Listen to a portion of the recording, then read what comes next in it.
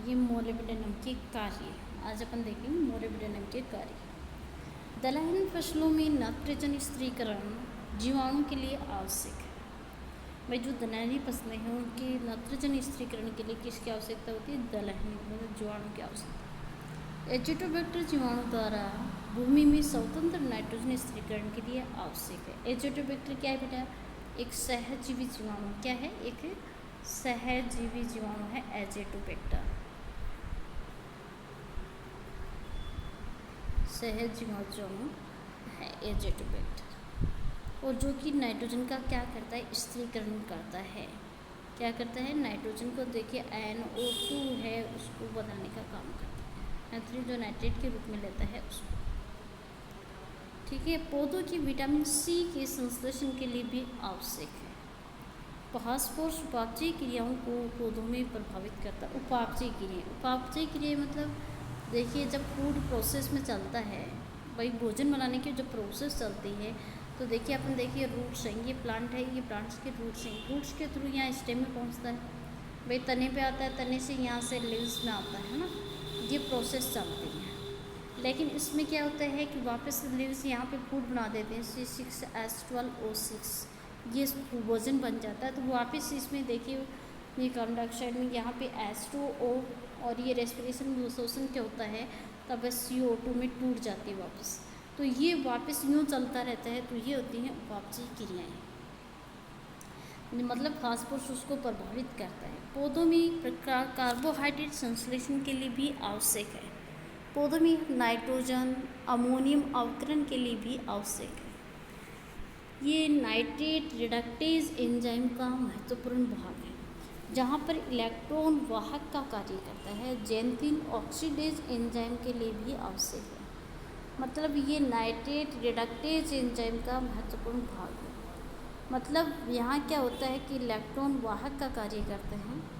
Xanthine oxidase enzyme के लिए भी आवश्यक है। नेक्स्ट देखना कि क्लोरीन के कार्य। पौधों में एंजाइम की क्रिया को उत्तेजित करते हैं। कार्बोहाइड्रेट उपापचयी क्रिया को प्रभावित करते हैं। रसाक्रेशन दाब को बढ़ाता है और पर्णहरित रचना में सहायक होते हैं, और पौधों की पत्तियों में पानी रोकने की क्षमता को बढ़ाता है। नेक्स्ट आते हैं कोबाल्ट के कार्य। ये राइजोबिया द्वारा तात्विक नाइट्रोजन स्थिरीकरण के लिए आवश्यक होता है। यह विटामिन B12 जो हीमोग्लोबिन के निर्माण में आवश्यक है के संश्लेषण में सहायक है। ये देखिए नाइट्रोजन का स्थिरीकरण करने ये राइजोबियम जीवाणु है। कैसा है? राइजोबियम जीवाणु होता है, राइजोबियम। ठीक है, जो कि एक सहजीवी जीवाणु है, और ये क्या करता है? विटामिन B12 और हीमोग्लोबिन Hb है ना, उसमें निर्माण में सहायक होता है। वाष्पोत्सर्जन इन प्रकाश संश्लेषण में बढ़ोतरी करता है। आर्जिनेज, लेसिथिनेज और ऑक्जेलो एसिटिक डी कार्बोक्सिलेज और मैलिक एंजाइम की सक्रियता के प्रभाव को देखिए। सक्रियता से क्या होता है कि इसमें के लिए आवश्यक होता है। नेक्स्ट है वेनेडियम। कौन सा आता है?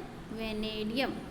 नेक्स्ट देखो वेनेडियम। ये निश्चित रूप से हरी एल्गी के लिए आवश्यक तत्व है, परंतु उच्च हरे पौधों के लिए इसकी आवश्यकता सर्वमान्य नहीं है। भाई क्या बताया है कि वेनेडियम है वो एक हरी एल्गी के लिए आवश्यक तत्व माना जाता है, लेकिन ऊंचे पौधे जो हैं, उच्च स्तर के जो पौधे हैं, उनके लिए सर्वमान्य नहीं है। वेनेडियम है जो कुछ हद तक एजिटोबैक्टर के पोषण के लिए मोलिब्डेनम को प्रतिस्थापित करता है। जैसे एस्पेरागस, चावल, मक्का, इनकी वृद्धि के लिए वेनेडियम अधिक पैदाइशी अधिक होती है। पादप पोषण में इस तत्व के कार्यों के बारे में अभी तक निर्णय नहीं है, परंतु ये समझाया जाता है कि जीवित ऑक्सीकरण अवकरण कार्य में करते हैं। मतलब ये ऑक्सीकरण और एप्चिन जो क्रियाएं होती हैं उनमें कार्य जरूर करता है। फिर आता है सोडियम। क्या आता है? सोडियम। ये है सोडियम आपके पास में कि ये चुकंदर की सूखे प्रतिरोध में वृद्धि करता है।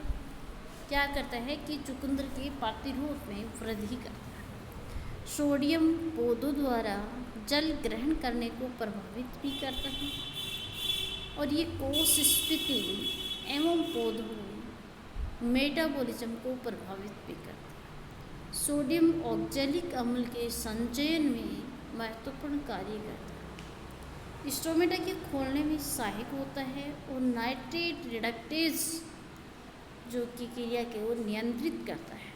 क्या करता है देखो, इसमें बता सकते हैं कि देखिए चुकंदर के सूखे प्रतिरोध में वृद्धि और सोडियम द्वारा जल ग्रहण करने को प्रभावित और कोश स्फीति और पौधों के मेटाबॉलिज्म को प्रभावित और ऑक्जेलिक अम्ल के संचयन में हेल्प करता है। कौन है? सोडियम। और स्टोमेटा के खोलने में सहायक होता है और नाइट्रेट रिडक्टेज क्रिया को नियंत्रित करता है। नेक्स्ट आता है सिलिकॉन। सिलिकॉन, सिलिकॉन का प्रतीक क्या होता है बेटा? SI, silicon. अब देखो सिलिका पादप कोशिका भित्ति की संरचना में योगदान देता है। ये प्रमुख रूप से एपिडर्मल वास्कुलर ऊतकों को शक्ति प्रदान करता है और कोशिका से जल हानि को रोकता है और कवकों के संक्रमण में रक्षा करता है। और देखिए गन्ने में इन्वर्टेज एंजाइम की सक्रियता कम करके शर्करा उत्पादन में बढ़ाता है, योगदान देता है। नेक्स्ट आता है मैग्नीज 2+ और आयरन 3+ के अधिक सांद्रण के कारण उत्पन्न विषैले प्रभाव को कम करता है और साथ में ये दहन की उपज को बढ़ाता है। ठीक है, अब आते हैं निकल के कार्य। निकल के कार्य, निकल एक सहजीवी नाइट्रोजन स्थिरीकरण में योगदान देता है और निकल है वो दानों, फलों और फसलों में पर्याप्त मात्रा में पाया जाता है। देखिए पौधे की निकल की आवश्यकता स्वतः ही पूर्ण हो जाती है और निकल ऐसे यौगिकों की उपापचय से आवश्यक होता है कि जो मनुष्य में हृदय, लीवर और गुर्दों के लिए महत्वपूर्ण है। तो वैसे ही देखिए निकल विशेष रूप से हार्मोन्स, लिपिड्स में कोशिका भित्ति निर्माण से संबंधित क्रियाओं के संचालन में योगदान देता है। तो निकल के कार्य भी समझ में आए। नेक्स्ट देखना,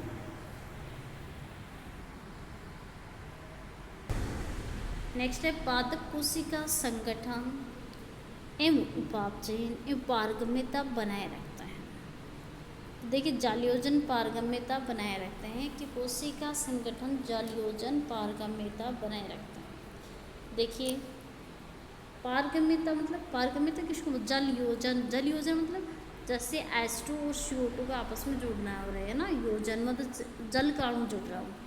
दूसरी बात है कि पारगम्यता मतलब गैसेस का आना जाना ये हो जाता है, उसको बोलते हैं पारगम्यता।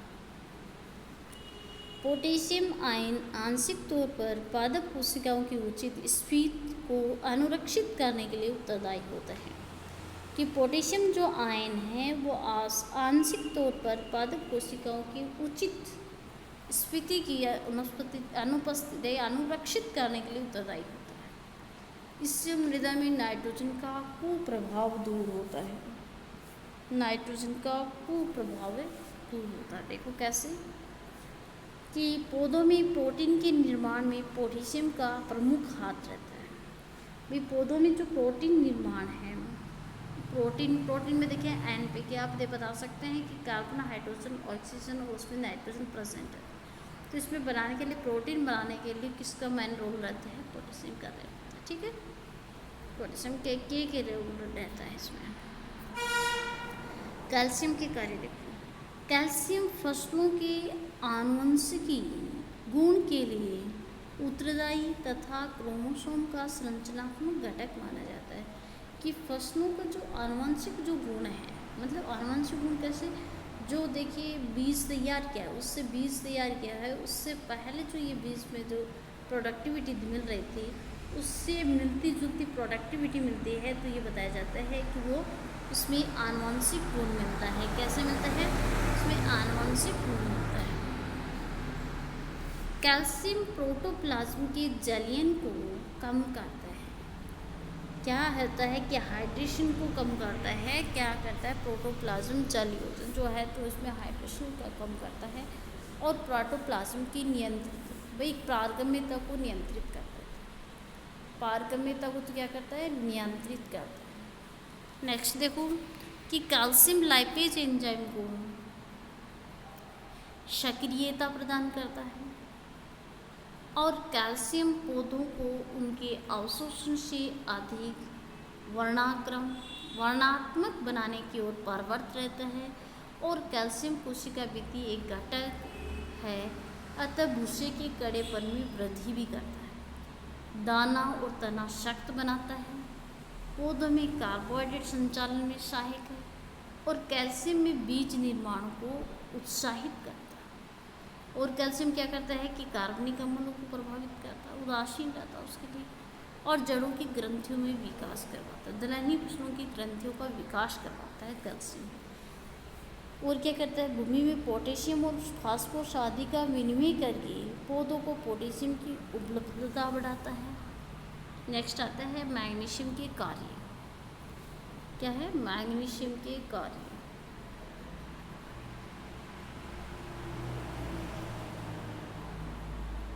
मैग्नीशियम के कार्य देखो क्या बताएगा कि मैग्नीशियम क्लोरोफिल का एक अवयव।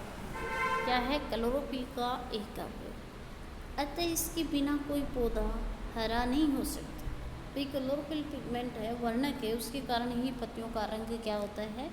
हरा होता है। इस प्रकार पौधों में प्रकाश संश्लेषण दर में वृद्धि करता है कि जो प्रकाश संश्लेषण के लिए जो मैन वर्णक जो साइट मानी जाती है वो साइट क्लोरोफिल ही होती है। क्या होती है? क्लोरोफिल ही होता है। ठीक है। नेक्स्ट देखो कि ऐसे अनेक एंजाइमों का सक्रियण करता है जो प्रोटीन, वसा और कार्बोहाइड्रेट के उपापचय से संबंधित है। अनेक एंजाइमों को क्या करता है? सक्रियण करता है जो कि प्रोटीन, वसा और कार्बोहाइड्रेट के उपापचय से संबंधित है। नेक्स्ट देखो पौधों के अंदर पोषक तत्वों के वाहन और पोषक तत्वों के अवशोषण में सहायता करता है। कि भाई पोषक तत्वों के वाहन और पोषक तत्वों के अवशोषण में दोनों में ही हेल्प करता है। नेक्स्ट देखिए कि वसीय अम्लों और तेलों के संश्लेषण में भी क्या होता है? आवश्यक होता है। क्या होता है? आवश्यक होता है। और पौधों में शर्कराओं, स्टार्च के स्थानांतरण में भी सहायक होता है। शर्करा कौन सी होगी बेटा? शर्करा में स्टार्ट देखिए C6H12O6 एक्सो शर्करा जिसको अपन बोल सकते हैं वो इसमें नहीं होते। ठीक है। मैग्नीशियम क्रोमोसोम का एक मुख्य अवयव है, उनका मुख्य अवयव है के कारण वंशानुगत गुणों को नियंत्रित करता है और पॉलीराइबोसोम का एक मुख्य भाग भी है। इसका पॉलीराइबोसोम क्या है? एक मुख्य भाग है। ये फास्फोरस को ग्रहण करने और इसके स्थानांतरण में भी क्या होता है? सहायक होता है।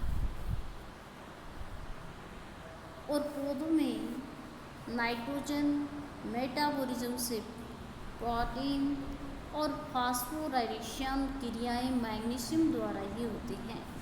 फास्फोरिलेशन जो क्रियाएं हैं वो किसमें होते हैं? मैग्नीशियम द्वारा। नेक्स्ट आता है आपका गंधक और गंधक के कार्य देखो।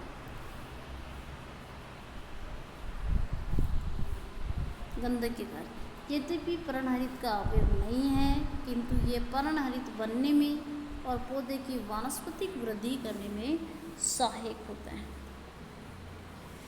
गंधक सिस्टाइन और मेथियोनिन एमिनो अम्लों का अवयव है, अतः प्रोटीन संश्लेषण के लिए ये अवयव देखना। पौधों की जड़ों में वृद्धि करता है, वृद्धि करता है और बीज के किले बनाने में सहायक भी होता है। बीज बनाने में भी सहायक कौन है आपका? गंधक। तो देखिए दलहनी फसलों की जड़ों में ग्रंथियों का निर्माण भी कौन करता है? ग्रंथियों का निर्माण भी कौन करता है? ग्रंथियों का निर्माण भी करता है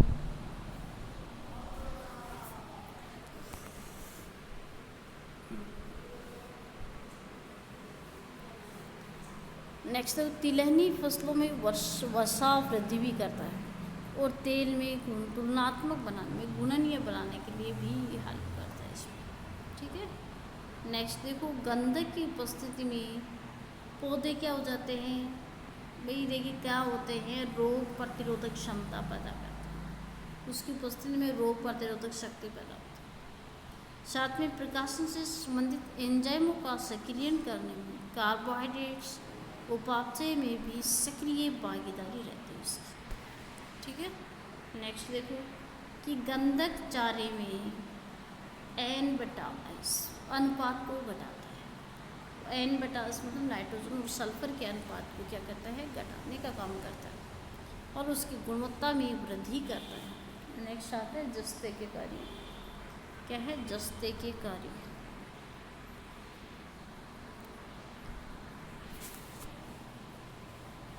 जस्ते के कार्य पौधों में अपरोक्ष रूप से प्रणहित की रचना में भाग लेते हैं। मतलब मैग्नीशियम के साथ में अप्रत्यक्ष रूप से क्या रहता है? उसमें परोक्ष रूप से प्रणहित की रचना में मैग्नीज के साथ और पौधों में ऑक्सीकरण में भी सहायक। पौधों की पानी चूसने की क्षमता भी बढ़ाता है और जस्ते का पौधों में प्रकाश संश्लेषण और नाइट्रोजन पहुँचने में महत्वपूर्ण योगदान भी देता है। उससे पता चला।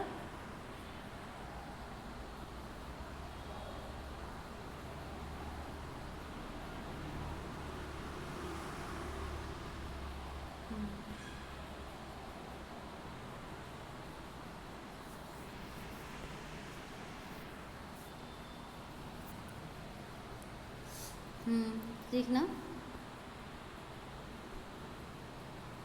कि पौधों में कोमलता, कोशिका भित्ति पतली होने के कारण पीला व सूखा मतलब पाला व सूखा सहन करने की शक्ति कम हो जाती है। भाई इसकी कमी अगर हो जाती है तो वो देखिए पाला और सूखा लगने पे क्या होती है? शक्ति उसकी पावर कम हो जाती है। फसलों की भंडारण गुणों में कमी आ जाती है। गन्ने की फसल में अधिक नाइट्रोजन से शक्कर की मात्रा घटती है। आलू जैसी फसलों में वानस्पतिक वृद्धि अधिक होकर कंद की पैदावार कम हो जाती है। नेक्स्ट आता है फास्फोरस। सुलभ रूप। क्या बताया गया? सुलभ। पादप पोषण की दृष्टि से फास्फोरस द्वितीय महत्वपूर्ण पोषक तत्व है। ये पौधों की जड़ों द्वारा मुख्यतः H2PO4- मतलब हाइड्रोजन फोस्फेट व हाइड्रोफोस्फेट आयनों के रूप में मृदा द्वारा अवशोषित की जाती है। दूसरी बात है पौधों के कार्य। अब आते हैं पौधों के कार्य।